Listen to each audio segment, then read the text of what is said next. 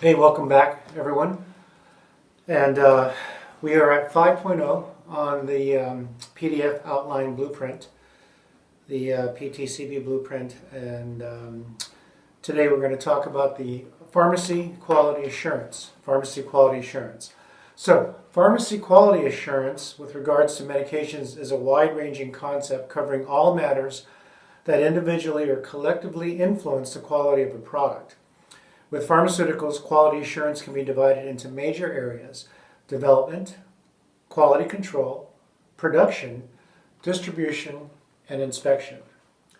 All right, 5.1.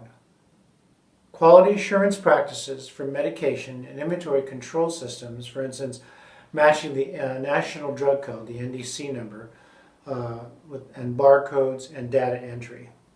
So quality assurance practices for medication inventory control. Okay, A, QA in the pharmacy, quality assurance. Quality improvement is not optional. Medicare Part D, when OBRA 90 was passed, Medicare Part D required participating pharmacies to implement a continuous quality improvement program, otherwise known as CQI. So do a growing number of third-party payers in the private sector and a growing number of state pharmacy boards. B, NDC, National Drug Code. Type that in and write it in. National Drug Code. So every manufactured drug in the United States has an assigned NDC number that is unique to that manufacturer, the drug name and strength, and packaging. It is always 11 digits, always 11 digits in the format 5, 4, and 2. 5 digits, dash 4 digits, dash 2 digits. The first set of numbers, the 5 digits, is the manufacturer. It's always the same manufacturer for those 5 digits. The second set of numbers, the 4 digits, is the drug product strength, as defined by the manufacturer. And the last 2 digits are the package size defined by the manufacturer. So, for example, the NDC, or National Drug Code, of Prozac 20 milligrams is 00777-3105-01. So the first set, the 00777, is the manufacturer Dista. So whatever Dista makes, all their products, the first set of numbers, the 5 digits, is always going to be 00777 because that is Dista. The second set of numbers, the next 4 digits, 3105, that always stands for Prozac 20 milligrams. So that's Dista's product or ID, product ID for Prozac 20 milligrams. And then the last set is the package size 01, as defined by Dista, which is a bottle of 100. Now, I wanted to show you here an NDC number. I'm going to put my finger on it, and you're going to see here. See that? So 60505 is always Apotex. And then 1329 is always going to be metformin hydrochloride extended release 750 milligrams. And then 1 is their package size for a bottle of 100. You notice how the 1 only has 1 digit, so in that situation we have to add a 01 to it. Okay, so when the leading 0 is left off in the NDC, always make sure to add the leading 0 when inputting the NDC into the pharmacy computer system, because you have to bill for that drug to the insurance company, and they're not going to take it if you don't have 11 digits. So if it doesn't have 11 digits, add the leading 0. So for example, if it said 0781-312-01, it should be entered as 00781-0312-01. Remember the format, 5, 4, and 2. The first 5 digits are the manufacturer, the next 4 digits are the product ID and strength, and then the last 2 digits are the package size as defined by the manufacturer. 2, checking the NDC on the bottle is always good practice and an accurate way to make sure that the right drug is inputted and pulled from the shelf. All right, let's go to page 2, everyone. The barcode. A barcode is another way to ensure accuracy when filling and dispensing prescriptions. Most pharmacies have bar scanners to scan barcodes on bottles and prescription receipts to ensure that the right drug is getting to the right patient. D, data entry, typing in data into the computer system. Technicians will input data into the pharmacy computer system when processing prescription orders. That's usually either the pharmacy technician or pharmacy clerk. Because this is often a manual process, prescription error rates are often the highest at this level of dispensing. Yeah, it's unfortunate, but it happens here when inputting. So one, always double check the NDC numbers and double check the patient information, especially when they are new to the pharmacy. You want to get all their information correct. And then three, minimize interruptions or social conversations. Do not be doing this, you guys, when engaged in data entry tasks. This is often one of the most intrusive causes of mistakes for technicians, because you got to get it right. You can't be typing in the wrong information into the computer, because if the pharmacist misses it too, the patient could be hurt by those mistakes. Okay, 5.2, infection control procedures and documentation. So for instance, personal protective equipment and needle recapping. A, infection procedures are often associated with aseptic or sterile technique in an inpatient pharmacy setting. The definition is to provide clear guidelines for pharmaceutical staff on the correct procedures for preparation, storage and monitoring of sterile products compounded in the pharmacy, and to prevent contamination of sterile products prepared at the pharmacy. B, aseptic technique procedure A. Failure to utilize aseptic technique can result in contamination of the pharmaceuticals. So we got to make sure that our aseptic or sterile technique is perfect. Let's go to page 3, top of the page. 2, remove any hand, wrist jewelry, and scrub nails, hands and forearms with an antimicrobial soap before handling sterile products. Remember how long you wash your hands for? 30 seconds. 3, do not eat, drink, or smoke in the preparation area. 4, avoid touch contamination of sterile supplies. 5, wear a gown, face mask, shoe covers, hair covers, and where applicable, a cover for facial hair upon entering the preparation area. 6, personnel engaged in compounding intravenous IV admixtures should always wear sterile gloves. Gloves should be removed when exiting the preparation area. Gloved personnel should not answer the phone, obviously, especially your cell phones, right? Number 7, procedures should be developed to validate the aseptic technique for each person preparing sterile products and repeated at periodic levels. Okay, C, aseptic technique procedure B. So 1, all sterile products, CSPs, should be prepared in a class 100 environment.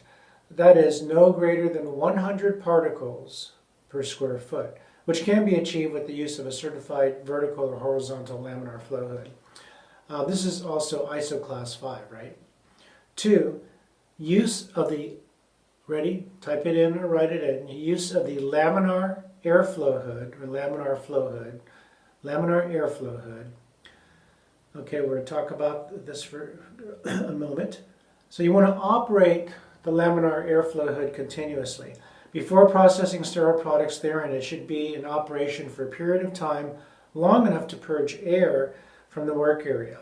You remember the amount of time, so if you left at night and you turned off the laminar airflow hood and you came back in the morning and you had to turn it on, do you remember how long? Well, yes, 30 minutes. At least 30 minutes or as per manufacturer's recommendations. So look for that answer if it asks you, how long do I have to leave the laminar airflow on if it has been turned off?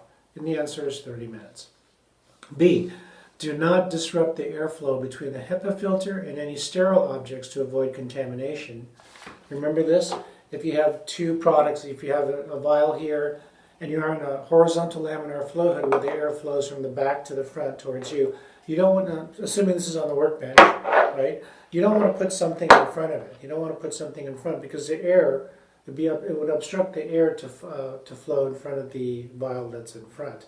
If it's a vertical airflow or a biological safety cabinet, remember that goes from the top to the bottom. The airflow goes from the top to the workbench. Obviously, you don't want to like put your hand over the vial on the workbench because you're going to block the airflow over the vial. Okay. And then remember, complete all work at least 6 inches inside the laminar airflow hood. So your workbench is here. Remember, 6 inches from the edge of the workbench. You don't want to be working on stuff, you know, with your syringe and your vial out here, because this is not 6 inches. You got to be in at least 6 inches. That will be a question on the exam if you get asked. It's 6 inches. D, aseptic technique procedure C. Let's go to page 4. And number 1, disinfect the work surfaces and all accessible interior surfaces of the hood with a hospital approved disinfectant before beginning work. For most hospitals, 70% isopropyl alcohol is approved as a disinfectant. And you also what's approved is 70% ethanol or ethyl alcohol. 2, clean the exterior surface of the hood daily with a hospital-approved disinfectant. 3, inspect the containers of the ingredients used to compound the sterile products for defects, product integrity, and the expiration date noted. 4, do not use defective products or expired products when compounding sterile products. 5, disinfect the entire surface. Disinfect the entire surface of all vials. When you pop the cap, you want to disinfect it with an alcohol prep. IV bag nipples, ampules, and everything with 70% isopropyl or ethyl alcohol before entry into the laminar flow hood, and then allow to dry. 6, handle all ampules, vials, needles, and syringes in such a way as to maintain asepsis or sterile technique, and avoid unnecessary turbulence with the laminar airflow hood. 7, ensure annual certification of the laminar airflow hood or more frequently as needed, and maintain certification records. That's not going to be your job, that's going to be the pharmacist's job or the pharmacist in charge. 8, maintain a cleaning log on a clipboard next to the laminar airflow hood to record all cleaning and maintenance cycles. So when you're in your laminar flow hood, there'll be it's usually glass or like plastic on the sides. You want to make sure you just keep the clipboard on the outside of the glass or plastic where you're going to maintain your cleaning logs. E, needle recapping. Never ever recap needles in the laminar airflow hood after removing the cap from the needle. Always dispose of all needles, syringes, and caps in the proper sharps containers. Remember the sharps containers, they're red containers. You're going to put all your needles and syringes in there. And again, once you pull the cap off the needle and you're working, you attach it to a syringe, and say this is the syringe. I don't have one right here with me. At the end of using the needle and syringe, never recap. Okay, never recap. That's a no-no. You just want to throw it into the sharps container. I should, before I poke myself, I should put this back. 5.3, risk management guidelines and regulations. Example, error prevention strategies. So medication errors are a leading cause of mortality, unfortunately, in the United States. Dispensing errors account for approximately 21% of all medication errors. Page 5 at the top. A, risk management. So pharmacy risk management goes beyond merely just putting the right tablets in the bottle with the correct directions on the label. It is even broader than protecting the patient from harm, although that must remain the primary focus of all pharmacists and you guys as technicians. Risk management means managing a wide spectrum of risks that could affect the practice of pharmacy, and it involves the protection of the patient, protection of the pharmacists and technicians, and protection of the pharmacy staff. B, error prevention strategies. include programs to address errors that include CQI, right, Continuous Quality Improvement Program, that is part of the pharmacy's overall, get ready to write this in or type it in, Pharmacy Quality Program, PQP, that is part of the pharmacy's overall pharmacy quality program. 1.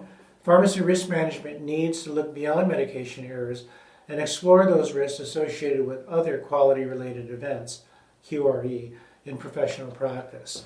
Other risks include environmental and financial risks to the pharmacy. 2.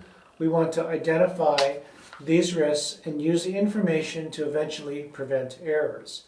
Pharmacies should have their own program to address risks. C. 10 proven error prevention strategies for the pharmacy. 10 proven error prevention strategies. 1. Ensure correct entry of the prescription when you're reading it, when you're reading the prescription order. 2. Confirm that the prescription is correct and complete. 3. Beware of look-alike, sound-alike drugs. 4. Be careful with zeros and abbreviations. Remember the trailing zeros or leading zeros. 5. Organize the workplace. 6. Reduce distraction when possible. Don't do this. 7. Focus on reducing stress and balancing heavy workloads. 8. Take the time to store drugs properly. 9. Thoroughly check all prescriptions and make sure that the pharmacist checks it too. Let's go to page 6. And finally, number 10 is to always have the technician remind the pharmacist to provide thorough patient counseling. Really, the pharmacist shouldn't have to be reminded, but you can certainly help the pharmacist in case he gets really busy and maybe just has a brain fart or something. Okay, 5.4, communication channels necessary to ensure appropriate follow-up and problem resolution. For instance, product recalls and shortages. A, communication channels.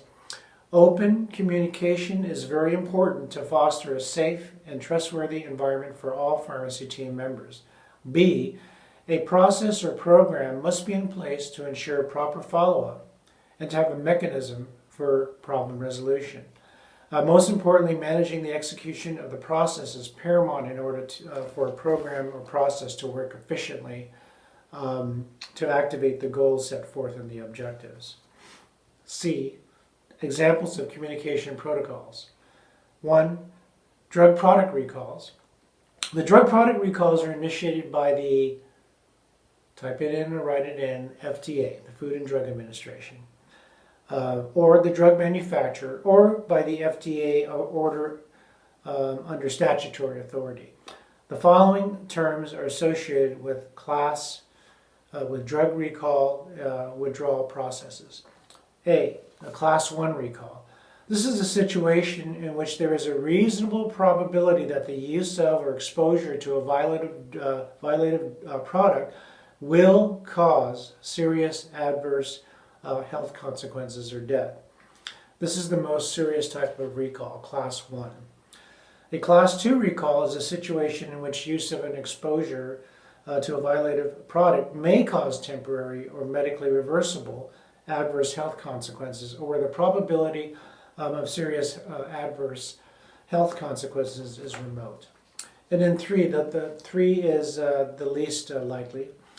A situation in which use of or exposure to a violative product is not likely to cause adverse health consequences. Let's go to page 7.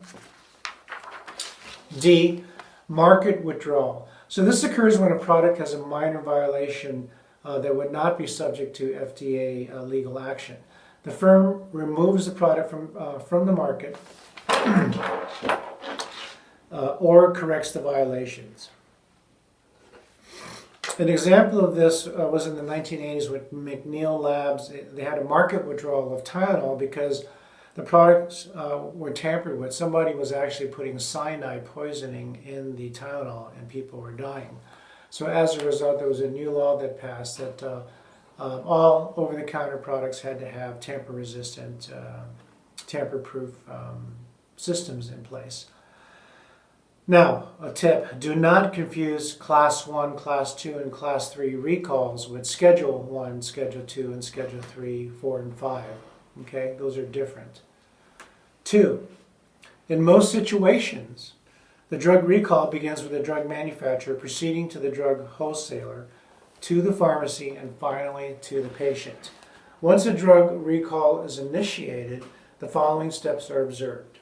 1, receive the initial notification. 2, listing further action steps. 3, carrying out further notification. 4, responding to the initial notification. 5, handling the products. And 6, receiving reimbursement. 3, the pharmacy may learn of the drug recall or withdrawal from the drug manufacturer, a wholesaler, or from the chain pharmacy headquarters via letter, fax, telephone, voicemail, a pharmacy journal, an internet web page, mass media, or even from the patient. Hopefully not from the patient. The particular product is identified by a lot or batch number. Remember, all products have a lot number with its expiration date. A lot number is an alphanumeric combination that identifies a specific batch of medication produced at a specific time by the drug manufacturer. All drug products must have a lot number, otherwise you can't identify it if it was recalled. 4, shortages. So shortages are addressed by corporate policy and procedure manuals. Several mechanisms can cause shortage to the pharmacy, including billing errors, drug diversion, improper inventory accounting, and improper receipt of drugs from wholesalers and vendors. Let's go to page 8. A, controlled drug or scheduled drugs shortages are handled differently than non-controlled. Shortages of controlled substances must be reported to the DEA quickly. I think it's 24 hours, right? On Form 106. Due to theft or loss. Now this is different when destroying controlled drugs, in which you have to get a Form DEA Form 41. So Form 106 is to report shortages due to theft or loss, and Form 41 is when you want to destroy controlled substances. Okay, 5.5, productivity, efficiency, and customer satisfaction. A, productivity and efficiency. 1, productivity is often determined by following their policies and procedures manual or P&P manual for workflow efficiency processes. 2, every pharmacy, including chain pharmacies and hospital pharmacies, will have their own proprietary workflow processes to maximize productivity and efficiency. In other words, they all have to have their own P&P or policies and procedures manual. If a state board inspector came in, that's one of the things they're going to look at. They're going to say, where's your policy and procedures manual? A, workflow processes include mapping of the pharmacy space for different stations, specific processes that are carried out by specific pharmacy personnel, pharmacy software designed for workflow efficiency, and effective communication between pharmacy team members. So every pharmacy has their own workflow efficiency processes. They may have like several, if it's a bigger pharmacy, they may have several workstations where one workstation is for just taking the pharmacy taking the patient information for the pharmacy. Another station may be for DORs, and another station may be just for order entry. And so these are all usually proprietary or custom for each type of pharmacy. B, most chain pharmacies have proprietary pharmacy software systems. Walgreens, CVS, Rite Aid, they have their own proprietary pharmacy system that coordinate workflow with the pharmacy teams so that a prescription can be found in the workflow step process. So that way they can see, is it already been filled? Is it on the shelf? Is it in a DUR? Is it in third-party rejects? They'll be able to find where the drug is, where the prescription is, somewhere in their workflow process. Now this can be anywhere from take-in, like I said, pulling drugs, count and pour, pharmacist verification, to bagging the prescription and placing on the shelf. 3, customer satisfaction. So customer satisfaction is a good beacon as to the efficiency and service level that your pharmacy provides. Customer service is the foundation for the success of a pharmacy organization. If you're mean to your customers or patients, they're not going to come back. Okay, so it is essential that you guys give great customer satisfaction. And remember, always start with a smile. It is the customers or patients who determine whether a pharmacy becomes profitable or not. In other words, whether they go out of business or not, and whether they're going to have a lot of sales to make themselves profitable. A, greet the customers appropriately. Let's go to page 9. Again, smile. It's cheap. It doesn't cost you anything. 2, speak and act sincerely. Take some interest in your patients, your customers, and show some empathy. Remember, they're coming in and they're sick, right? Or they have some kind of disease. 3, look at your customer attentively. So always look at them. You don't have to like stare them in the eye or anything, but know that you have some interest in them by looking at them, at least in the face. 4, introduce yourself and ask for your customer's name. Always know their name and let them know your name. You want to get that personal one-on-one relationship with them. 5, build trust and establish a personal relationship with your patient over time. 6, refer customers to the pharmacist to address any questions outside your scope of practice. B, pharmacist consultations.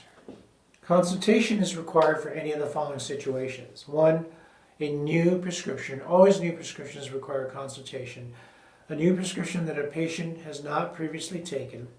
2, a new prescription or a refill when changes were made from previous dispensing. 3, prescription or refill that flags a drug utilization review. And 4, request by a customer or patient to speak with the pharmacist. Okay, everyone, that ends a 5.0 Pharmacy Quality Assurance for the Blueprint.